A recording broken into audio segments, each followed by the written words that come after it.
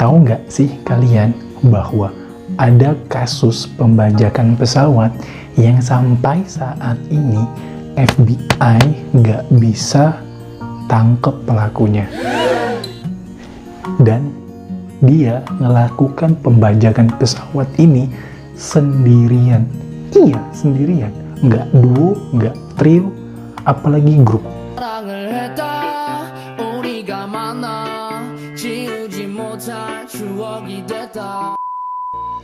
Yang nggak kalah kerennya lagi, dia berhasil mendapatkan uang tebusannya. Dan yang nggak kalah keren-kerennya lagi, dia berhasil kabur dengan uang tebusan. Dan yang nggak kalah keren-kerennya lagi, dalam pembajakan tersebut nggak ada korban jiwanya. Gila, keren banget nggak? Apa? Biasa aja. Ini ngebajak pesawat loh, bukan ngebajak sawah, apalagi ngebajak laut, apalagi ngebajak Instagram gebetan, terus posting foto kalian di situ sambil nulis caption I miss you. Oke.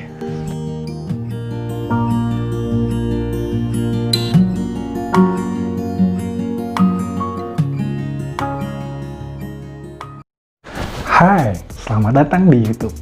Terima kasih kepada kalian yang sudah mengklik video ini, dan jangan lupa untuk klik tombol subscribe dan like, serta berikan tanggapanmu pada kolom komentar. Terima kasih. Pada tanggal 24 November 1971, seorang pria berperawakan kurus berambut hitam membayar $20 untuk penerbangan dari Portland ke Washington. Dengan pakaian serba hitam, rambut yang tertata dengan sopan dan kacamata berwarna hitam serta dasi yang dijepit dan berperilaku sopan, tidak ada yang menyangka bahwa pria ini akan melakukan suatu tindak kejahatan yang paling misterius dalam dunia FBI. Gini ceritanya. Pria dengan nama Dan Cooper di tiketnya ini melakukan penerbangan dari Portland ke Washington menggunakan pesawat Boeing 727 milik Northwest Airlines dan duduk di kursi 18C. Tidak jauh dari tempat duduknya ada seorang pramugari yang kemudian diberikan catatan kertas kecil kepada pramugari tersebut.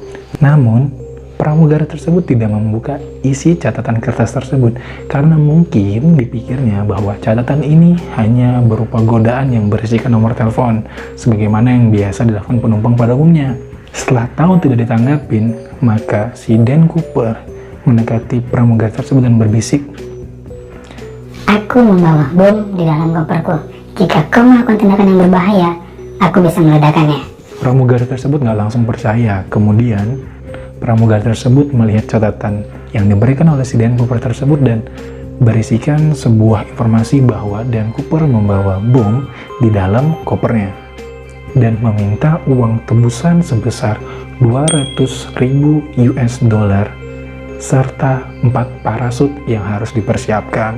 Setelah membaca isi kertas tersebut, pramugari segera melaporkan kejadian tersebut kepada William Scott selaku pilot pada penerbangan di hari itu. Pilot tersebut segera menginformasikan kepada otoritas terkait bahwa adanya insiden pembajakan pesawat dalam penerbangan ini, dan pihak otoritas tersebut segera melaporkan kepada pihak FBI. FBI langsung turun tangan dan menginformasikan kepada semua krunya untuk mengikuti apapun kemauan si Dan Cooper dan bersedia menyiapkan uang tebusan yang diminta oleh si Dan Cooper tersebut. Nah, setelah itu Dan Cooper dengan santainya bisa leha-leha di dalam penerbangan itu sambil minum minuman soda. Pada jam 17.24, FBI menginformasikan kepada kru bahwa segala sesuatu yang diinginkan Dan Cooper telah dipersiapkan.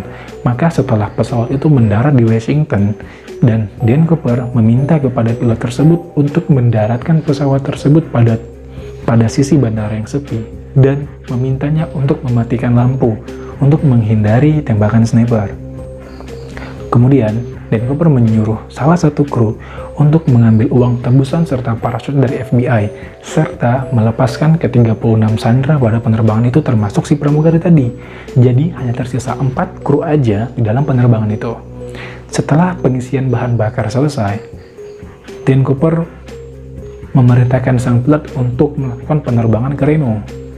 Setelah sampai di Reno pun, Dan Cooper meminta kepada petugas yang ada di bandara untuk mengisi kembali bahan bakarnya dan menyuruh pilot untuk menerbangkan pesawat itu menuju Meksiko dengan syarat penerbangan tidak lebih cepat dari 170 knots dan di bawah ketinggian 10.000 kaki. Tanpa diketahui, pihak otoritas bandara tersebut mengirimkan 2 jet tempur yang akan mengawali pembajakan pesawat tersebut tanpa diketahui oleh Dan Cooper. Nah, disinilah legenda Dan Cooper itu muncul. Setelah semua persiapan selesai, Dan Cooper menyuruh pramugari yang ada di dalam penerbangan tersebut untuk mengunci diri mereka di dalam kokpit. Tak lama setelah pramugari mengunci kokpitnya, lampu LED menginformasikan bahwa pintu belakang pesawat telah dibuka dan tekanan udara berubah drastis pada saat itu sehingga mulai menemukan bunyi yang keras di badan pesawat. Kemudian sang pilot menanyakan kepada Dan Cooper apakah dia membutuhkan sesuatu, kata sang pilot. Lalu Dan Cooper menjawab dengan santai, tidak. Itulah percakapan terakhir mereka antara pilot dan Dan Cooper. Setelah 2 jam dari kejadian tersebut, pilot akhirnya memutuskan untuk kembali ke Bandara Reno. Dan setelah mendarat di Bandara Reno, semua pihak polisi dan FBI mengepung pesawat tersebut dan langsung menggeledah semua pesawat. Semua sisi digeledah tapi tidak menemukan Dan Cooper serta Cooper yang berisikan uang tebusan tersebut. Hanya tersisa puntungan rokok, dasi, serta 2 parasut yang ditinggalkan oleh Dan Cooper. FBI lalu menanyakan kepada 2 pesawat jet tempur yang ditugaskan untuk mengawal pembajakan tersebut. Tapi kedua pilot juga menginformasikan informasi yang sama. Mereka tidak melihat adanya orang yang keluar dari pintu belakang pesawat. Karena pada saat itu terjadi hujan yang sangat deras sehingga mengganggu pandangan kedua pilot tersebut. Setelah kejadian ini, FBI mulai melakukan investigasi selama 1 tahun. Mulai dari tahun 1971 sampai 1972, FBI mencoba mengepung wilayah tersebut dan tidak mendapatkan hasil apa-apa. Nah, setelah dirasa gagal menemukan petunjuk pada 1 tahun tersebut, FBI mulai melakukan langkah kedua dengan cara menginstruksikan kepada seluruh institusi keuangan yang ada di Amerika untuk mengecek peredaran uang, dikarenakan uang tebusan yang diberikan kepada Dan Cooper tersebut adalah uang yang dicetak pada tahun 1969 yang berawalan dengan nomor seri L. Namun, usaha ini juga sia-sia karena pihak institusi keuangan di Amerika tersebut tidak menemukan uang dengan nomor berawalan seri L tersebut. Nah, pada tahun 1978, 7 tahun setelah menghilangnya Cooper, seorang pemburu menemukan sebuah plakat instruksi yang berisikan informasi tentang cara membuka pintu belakang pesawat Boeing 727 nggak jauh dari lokasi pendaratan Cooper. Namun, lagi-lagi FBI tidak mendapatkan hasil apa-apa.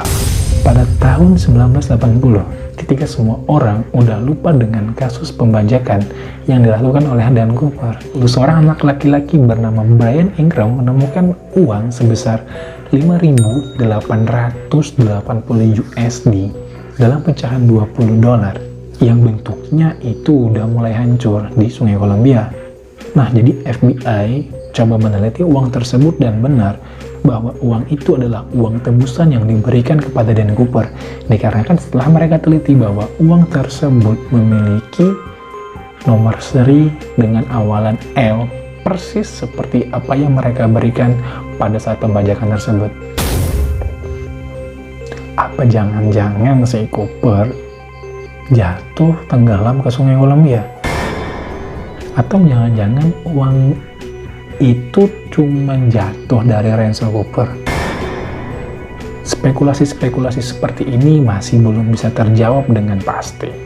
Nah, dalam penelitian FBI, mungkin Dan Cooper adalah orang yang mengerti wilayah Seattle dengan baik, yang pernah berdinas di Angkatan Udara dan memiliki pengalaman terjun payung. Ya iyalah ya kan, kalau orang awam naik pesawat terus dengan berani-beraninya buka pesawat dan loncat menggunakan parasut tanpa memiliki pengalaman, dikira main PUBG ya kan. Main PUBG salah mendarat langsung mati. Gimana kayak gini, ditambah lagi cuaca waktu itu hujan deras ya kan, nggak panik kalang kabut. Nah, pada tanggal 31 Desember 2007, 36 tahun setelah kejadian itu, FBI kembali merilis sketsa Cooper yang mungkin bertambah tua. Fakta ini membuktikan bahwa FBI itu masih nggak mau nyerah, men.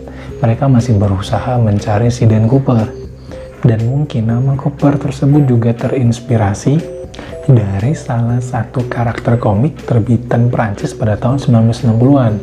Jadi ini mengindikasikan bahwa mungkin nama Dan Cooper adalah nama palsu atau nama samaran. Jadi, seiring berjalannya penyelidikan FBI, mereka mencurigai sampai 1.000 orang tersangka. Dan dari 1.000 orang tersangka tersebut, mereka paling mencurigai dengan 3 orang tersangka, yakni Richard McCoy Jr., Dwayne L. Weber, dan Kenneth Christiansen. Gak lama setelah kejadian Dan Cooper tersebut, Richard McCoy Jr. melakukan penerbangan dengan pesawat United Airlines dan meminta uang tebusan sebesar 500.000 USD kepada pramugari serta minta diberikan 4 parasut. Dan yang luar biasanya lagi, Richard McCoy Jr. berhasil lolos dari pembajakan tersebut dengan cara yang sama seperti yang dilakukan oleh Dan Cooper, yakni keluar dari pintu belakang pesawat. Tapi 2 hari setelah kejadian tersebut, Richard McCoy ditangkap oleh polisi setelah mendapat laporan dari temannya bahwa mereka melihat Richard McCoy Jr. Dan pada Agustus 1974, Richard McCoy Jr. ditembak mati oleh pemerintah US karena mencoba untuk kabur dari penjara tersebut. Nah, beberapa spekulasi mulai muncul bahwa Dan Cooper adalah Richard McCoy Jr. Namun, para saksi mulai membantah karena perawakan pada Richard McCoy Jr. itu nggak sama dengan apa yang mereka lihat pada pembajakan pesawat sebelumnya yang dilakukan oleh Dan Cooper. Jadi, perawakan mereka sangat berbeda dan ini membantah spekulasi bahwa Richard McCoy Jr. adalah Dan Cooper. Pada tahun 2000, sebuah artikel di US News mengatakan bahwa seorang janda bernama Joe Weber mengatakan sesaat sebelum suaminya meninggal, dia mengaku bahwa dirinya adalah Dan Cooper. Kemudian, sang janda tersebut mulai mencari tahu latar belakang suaminya, bahwa banyak sekali kesamaan-kesamaan yang sama persis dengan Dan Cooper, di mana suaminya juga pernah mengatakan bahwa cedera lutut yang dialaminya merupakan cedera yang didapatkan setelah terjun payung dari pesawat, serta tulisan tangan yang diberikan Dan Cooper kepada pramugari tersebut dilihat sama persis dengan tulisan tangan suaminya. Dan suatu hari mereka juga pernah pergi ke Sungai Columbia. Dia melihat suaminya berjalan sendiri di Sungai Columbia dan terlihat seperti mengenang sesuatu. Kemudian janda tersebut mengatakan kepada mantan kepala FBI yang menyelidiki kasus tersebut. Dan kepala FBI juga setuju bahwa mereka menemukan banyak kesamaan di antara kedua orang ini. Tapi lagi-lagi FBI membantah informasi tersebut bahwa Dwayne L. Weber adalah Dan Cooper, dikarenakan DNA dan sidik jari yang berbeda di antara kedua orang tersebut. Jadi sidik jari dan DNA-nya itu nggak sama dengan yang ada di pesawat ketika proses pembajakan kemarin. Nah, pada tanggal 29 Oktober 2007, sebuah majalah New York Magazine merilis informasi yang diberikan oleh penyelidik swasta. Mereka mengatakan bahwa mereka memberikan informasi yang teridentifikasi bahwa seorang pria adalah seorang Dan Cooper, yakni Kenneth P. Christiansen. Artikel tersebut juga mengatakan bahwa Kenneth P. Christiansen adalah seorang mantan penerjun payung militer, mantan karyawan penerbangan, serta tinggal di Washington yang merupakan daerah pembajakan dan mengenal baik karakteristik wilayah tersebut. Dilihat dari sketsa wajah yang diberikan oleh para saksi, memang agak mirip sih. Mirip banget malah kalau dilihat sekilas. Tapi FBI lagi-lagi mengingkari fakta tersebut karena dari berat badan dan warna mata dari Kenneth P. Christiansen tidak sama dengan apa yang diinformasikan oleh para saksi. Padahal kalau dilihat iya, mirip sih Kenneth P. Christiansen ini sama Nibby Gombar, iya nggak? Jadi kalau menurut kalian di antara ketiga orang ini, siapa lah yang paling mirip Nibby Gombar? Coba lakukan komen di bawah ya. Mana tahu ya kan, betul. Jadi menurut kalian siapa lah Nibby Gombar itu? Terus aku mikir ya kan, kalau lah pembajakan tersebut terjadi di Indonesia, terus si Nibby Cooper lompat dari pesawat itu, pas landing masuk ke perkemahan, ya kan di hutan ya kan, di gunung ya kan, masuk ke perkemahan, bukannya kabur, malah ke tepi unggun. Itulah kasus kejahatan aja kalau terjadi di Amerika keren ya kan, cuman kalau di Indonesia jadi kocak. Kok gitu? Coba share dulu pendapat kalian di kolom komentar ya.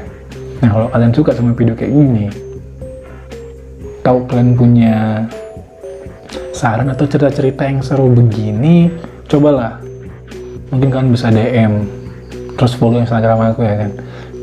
Jadi kita bisa bagi-bagi cerita yang seru kayak gini. Dan bikin penasaran sih sebenarnya, siapa nih Nibby Cooper nih? Jangan-jangan dia cuma Ajud. Oke, sampai sini dulu video ini. Ketemu di video selanjutnya. Terima kasih. Salam asik, tetap produktif. Yogi Pratama out. Assalamualaikum warahmatullahi wabarakatuh.